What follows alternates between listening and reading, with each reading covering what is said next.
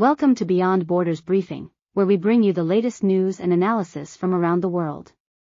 I'm your host. In today's episode, we'll be looking at the horrific attack on an Israeli village near the Gaza border by Hamas militants, and the aftermath of the massacre. On Saturday, October 7th, Hamas launched a surprise attack on Israel, sending hundreds of gunmen through tunnels and across the border. They targeted civilians and soldiers in several locations, including a music festival in southern Israel, where more than 250 people were killed. Hamas also fired rockets and mortars at Israeli cities, causing widespread damage and casualties. One of the places that was hit hard by the Hamas attack was Kfar Aza, a small farming community in southern Israel. According to Israeli soldiers, Hamas stormed in, burning homes and killing families.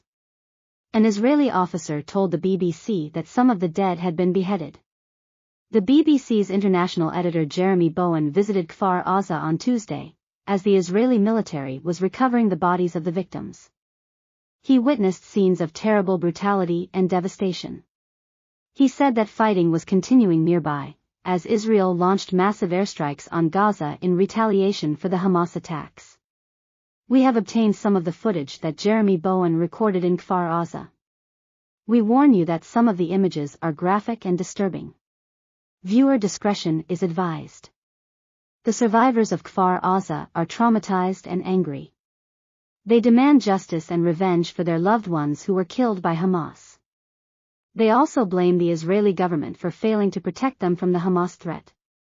The Israeli Prime Minister Benjamin Netanyahu has vowed to destroy Hamas's military infrastructure and deter future attacks. He said that the airstrikes on Gaza were just the beginning of a campaign to restore security and stability to Israel. But in Gaza, hundreds of civilians including women and children have been killed in the Israeli attacks. The UN says that more than 200,000 people have fled their homes and are seeking shelter in UN-run schools or other buildings. The situation in Gaza is dire, as there is a lack of water, electricity, food, and fuel. Hamas has threatened to broadcast the executions of some of the hostages it has taken from Israel if Israel does not stop its attacks on Gaza. It also warned other countries not to interfere in the conflict, saying it would target anyone who supports Israel.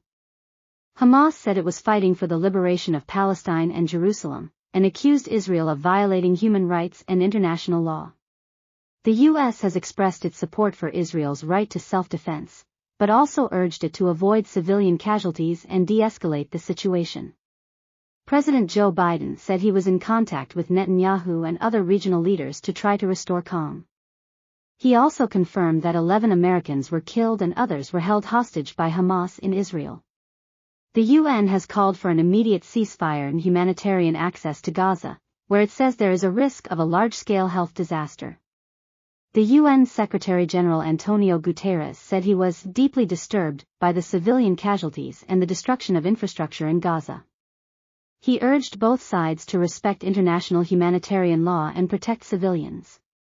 The conflict between Israel and Hamas is the worst since 2014, when a 50-day war killed more than 2,000 Palestinians and 73 Israelis.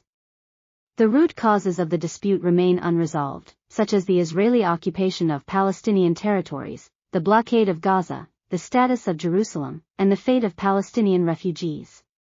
As the violence continues, many people fear that the region is on the brink of a full-scale war, with no end in sight. We'll keep you updated on this developing story as it unfolds. Thank you for watching Beyond Borders Briefing. Please like, share, and subscribe for more news and analysis from around the world. See you next time.